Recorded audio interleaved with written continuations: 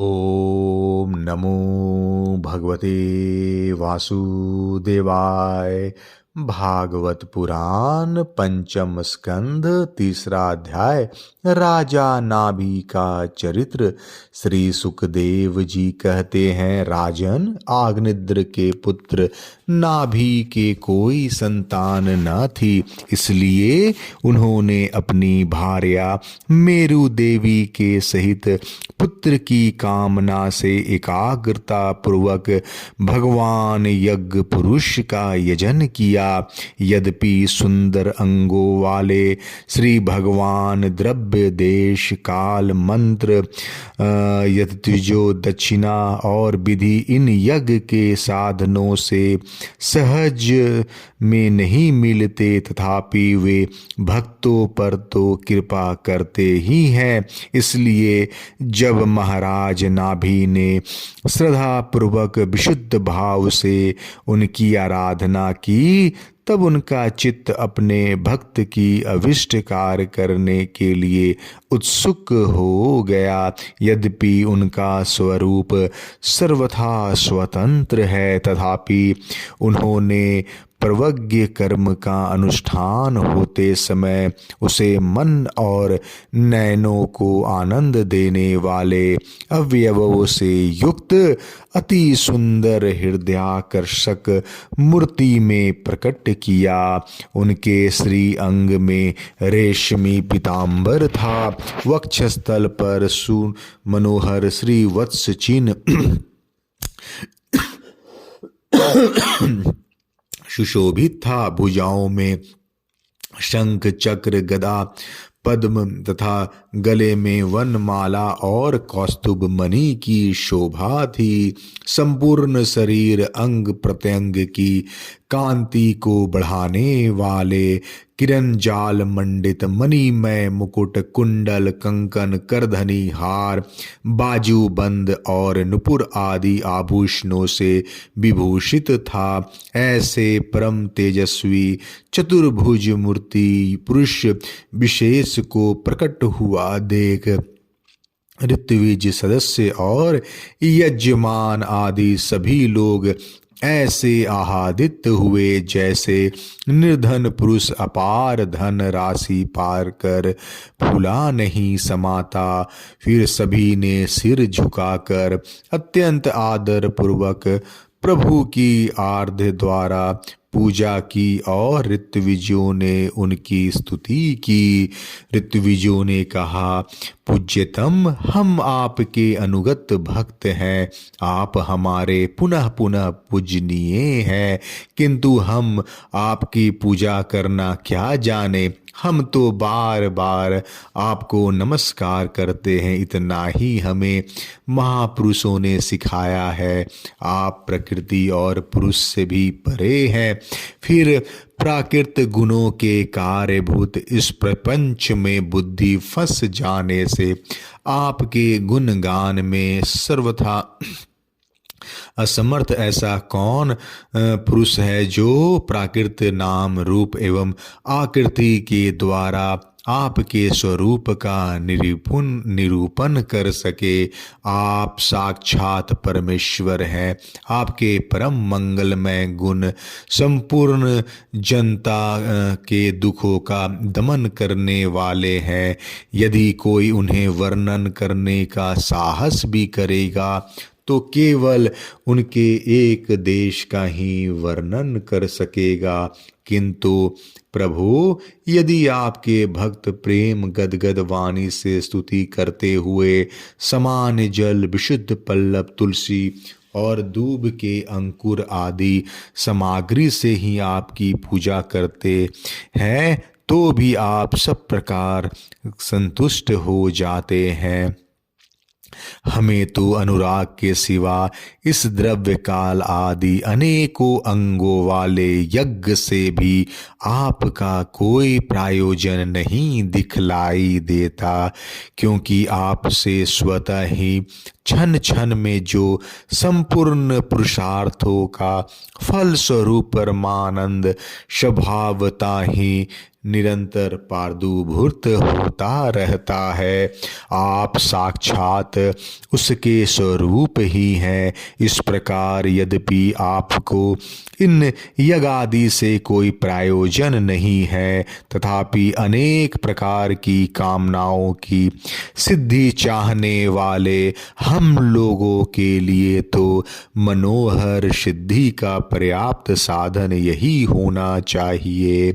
आप ब्रह्मादि परम पुरुषों की अपेक्षा भी परम श्रेष्ठ है। हम तो यह भी नहीं जानते कि हमारा परम कल्याण किस में है, और न हमसे आपकी यथोचित पूजा ही बनी है। तथापि जिस प्रकार तत्वज्ञ पुरुष बिना बुलाए भी केवल करुणावश अज्ञानी पुरुषों के पास चले जाते हैं, उसी प्रकार आप भी हमें मोक्ष संज्ञक अपना परम पद और हमारी अभिष्ट वस्तुएं प्रदान करने के लिए अन्य साधारण यज्ञ दर्शकों के समान यहाँ प्रकट हुए हैं। पूज्यतम, हमें सबसे बड़ा वर तो आपने यही दे दिया कि ब्रह्मा आदि समस्त वरदायकों में श्रेष्ठ होकर भी आप राजर्षि नाभि के इस यज्ञशाला में साक्षात हमारे नेत्रों के समान प्रकट हो गए।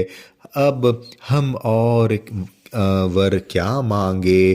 प्रभु, आपके गुणगानों का गान परम मंगलमय है।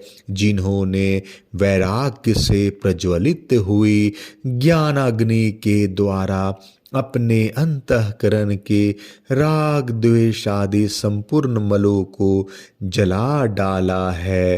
अतएव जिनका स्वभाव आपके ही समान शांत है, वे आत्मा राम मुनि गण भी निरंतर आपके गुणों का गान ही किया करते हैं।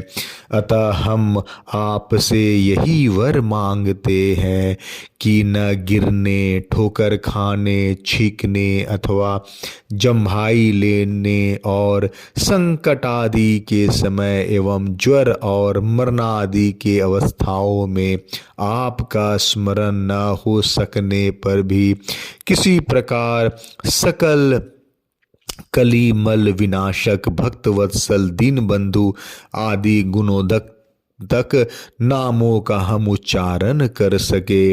इसके सिवा कहने योग न होने पर भी एक प्रार्थना और है। आप साक्षात परमेश्वर हैं।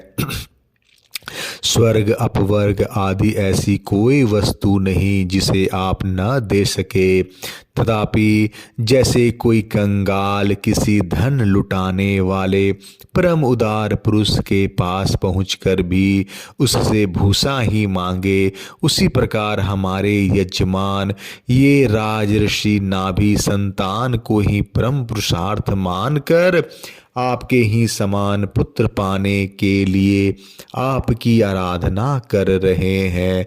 यह कोई आश्चर्य की बात नहीं है।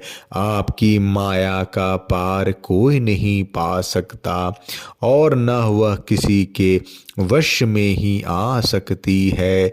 जिन लोगों ने महापुरुषों के चरणों का आश्रय नहीं लिया, उनमें ऐसा कौन है जो उसके वश में नहीं होता। उसकी बुद्धि पर उसका पर्दा नहीं पड़ जाता और विषय रूप विष का वेग उसके स्वभाव को दूषित नहीं कर देता। देवदेव, आप भक्तों के बड़े बड़े काम कर देते हैं।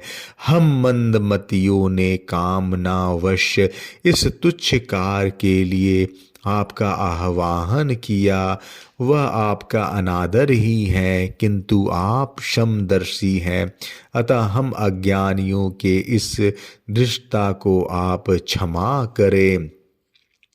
श्री सुखदेव जी कहते हैं, राजन, वर्षाधिपति नाभि के पूज्य ऋत्विजयों ने प्रभु के चरणों की वंदना करके जब पूर्वोक्त स्तोत्र की स्तुति की, तब देव श्रेष्ठ श्री हरि ने करुणावश इस प्रकार कहा। श्री भगवान ने कहा, ऋषियों, बड़े असमंजस की बात है। आप सब सत्यवादी महात्मा है।